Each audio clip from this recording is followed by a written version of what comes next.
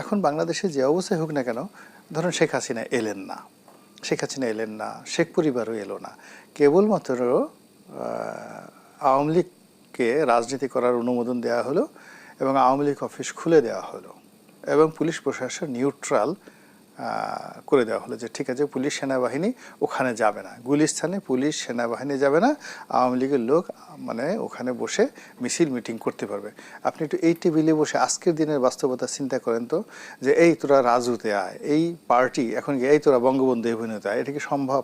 কিংবা বিএনপির লোক কি পল্টন থেকে দলে দলে গিয়ে ওখানে গিয়ে আওয়ামী লীগের অফিসে ওই আওয়ামী লীগের নেতাকর্মীদের ফিরানোর জন্য যাবে? আমার কাছে মনে হচ্ছে না।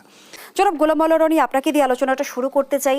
যেমনটি বলছিলাম যে প্রধান উপদেষ্টা এবার জাতিসংঘের সাধারণ পরিষদের অধিবেশনের ফাঁকে যে সাক্ষাৎকারটি দিয়েছেন সেখানে উঠে এসেছে আওয়ামী লীগ প্রসঙ্গ। তিনি জানিয়েছেন যে আওয়ামী লীগকে দল হিসেবে নিষিদ্ধ করা হয়নি, তাদের কার্যক্রম আপাতত স্থগিত রয়েছে, যে কোনো সময় আবার সচল হতে পারে। প্রধান উপদেষ্টার এই বক্তব্যের মধ্য দিয়ে কিন্তু ইতিমধ্যে বিচার বিশ্লেষণ শুরু হয়ে গিয়েছে। সেই সচল কি নির্বাচনের আগে হবে কিনা সে প্রশ্নও কিন্তু রাজনৈতিক অঙ্গনে ঘুরছে। আপনি বিষয়টিকে কিভাবে দেখছেন? আমি ওর কাছে বিষয়টা খুব আশ্চর্যজনক মনে হয়। আমি সবসময় মনে করেছি যে ডক্টর মোহাম্মদ ইউনূস একজন মেধাবী মানুষ, কৌশলী মানুষ। সারা দুনিয়ার বড় বড় যারা রাজনীতিবিদ রয়েছেন তাদের সকলের সঙ্গে তিনি দীর্ঘদিন ধরে চালচলন করছেন। ফলে আমরা সবাই তাকে যতটা সহজ সরল মনে করি বা রাজনীতি বুঝেন না এরকম মনে করি, ওনার এই বক্তব্যের মধ্যে দিয়ে মনে হচ্ছে যে তিনি রাজনীতিটা খুব ভালো করে বুঝে গেছেন। বাংলাদেশে যে চলমান অবস্থা চলছে রাজনীতিতে উইদাউট আওয়ামী লীগ, সেখানে উইদাউট আওয়ামী লীগের মধ্যে যে শূন্যতা, সেই শূন্যতার সুযোগ নিয়ে অন্যান্য রাজনৈতিক দলগুলো যেভাবে তার ঘাড়ের উপর চড়ে বসার চেষ্টা করছে, যেভাবে তাকে কাতুকুতু দেওয়ার চেষ্টা করছে, যেভাবে তাকে জিম্মি করার চেষ্টা করছে, এটা এই ভদ্রলোক কোনো অবস্থাতে স্বাভাবিকভাবে নিতে পারছেন না। উনি খুব ভালো করে জানেন যে যে সমস্ত মানুষ লম্ফ দিচ্ছে, ঝম্প দিচ্ছে, তারা যদি আওয়ামী লীগ আসুক বা না আসুক, বা আওয়ামী লীগের ভয় দেখানো হয়, এদের অনেকের অবস্থা স্বাভাবিক থাকবে না। এদের ল্যাঙ্গুয়েজ চেঞ্জ হয়ে যাবে, কথাবার্তা চেঞ্জ হয়ে যাবে। এবং এখন তারা যেভাবে ডক্টর মোহাম্মদ ইউনূসকে জিম্মি করার চেষ্টা করছে, তখন তারা সবাই গিয়ে অনেকেই তার কদম মোবারক স্পর্শ করে বলবেন, হুজুর মাফ চাই, আর অভিমান করবেন না, আপনার কথার অবাধ্য হব না। আপনি 5 বছর থাকেন, 10 বছর থাকেন, আল্লাহ আপনাকে হায়াতে তৈবা দান করুন, আপনি 50 বছর থাকেন। এখন আপনার বয়স 86 বছর, 50 বছর ক্ষমতায় থাকলে আপনার বয়স হবে 136 বছর। মানব জাতির ইতিহাসে কোনো শাসক 136 বছর বয়স পর্যন্ত ক্ষমতায় থাকেনি। আমরা আপনার জন্য দোয়া করব, জিকির করব, আজকার করব, বিশাল বিশাল যজ্ঞ অনুষ্ঠান করব। এবং যেভাবে ভারতের লোকজন আপনাকে বেইজ্জতি করছে, আপনাকে অসুর বানানোর চেষ্টা করছে দুর্গাপূজাতে, আমরা তার উল্টা বানাবো। আপনার জন্য আমরা সবাই বড় বড় মিলাদ করব, মাহফিল করব, কিয়াম করব, তসবি করব, তাহালিল করব, জিকির করে হু হা করব, যাতে আপনার হায়াতে তৈবা বেড়ে যায় এবং আপনি আরও 50 বছর আমাদের মধ্যে থাকবেন। এই যে বক্তব্যটা আদায় করা সম্ভব কেবলই মাত্র আওয়ামী লীগের ভয় দেখাইয়া সম্ভব, এর বাইরে অন্য কোনোভাবে সম্ভব নয়। এখন বাংলাদেশে এমন একটা অবস্থা হয়ে গেছে, মানুষের ভয় ভেঙে গেছে। আপনি দেখেন না 4-5 জন লোক তারা যে কোনো একজন মিলিটারি কমান্ডারকে, ব্রিগেডিয়ারকে, মেজর জেনারেলকে ঘেরাও করে গালাগাল করতে পারছে, যে কোনো একজন লোক পুলিশকে থানা ঘেরাও করতে পারছে, থানার ওসিকে গিয়ে গালাগাল করতে পারছে।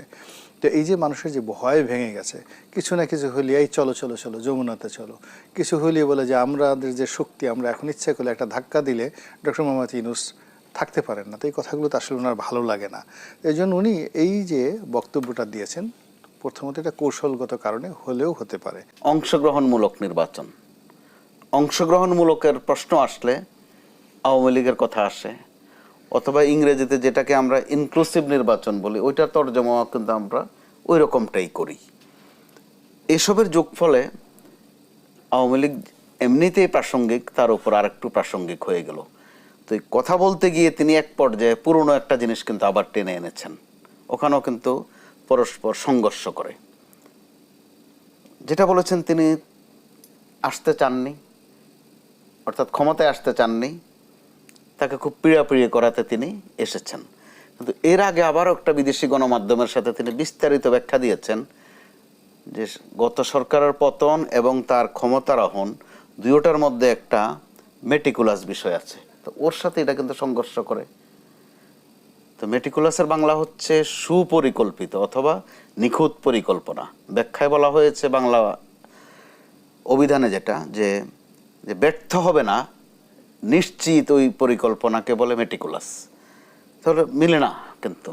তো এর সাথে আপনার আবার আরও মিলান, তো শেখ হাসিনা তো গত ক্ষমতা ছাড়ার 1.5-2 বছর আগ থেকে প্রতিটা সপ্তাহে 2-1 বার কিন্তু ডক্টর ইউনূসের কথা বলতেন যে তিনি ষড়যন্ত্র করছেন, যে কারণে এক পর্যায়ে বলেছেন পদ্মা সেতু থেকে ফেলে দেয়া, টুস করে ফেলে দেয়া, ফেলে দিয়ে আবার তুলে ফেলবেন, রাখবেন না, যেন না মরে, না মরে, মারবেন না, শুধু ফেলে দিয়ে আবার টুস করে তুলে ফেলবেন।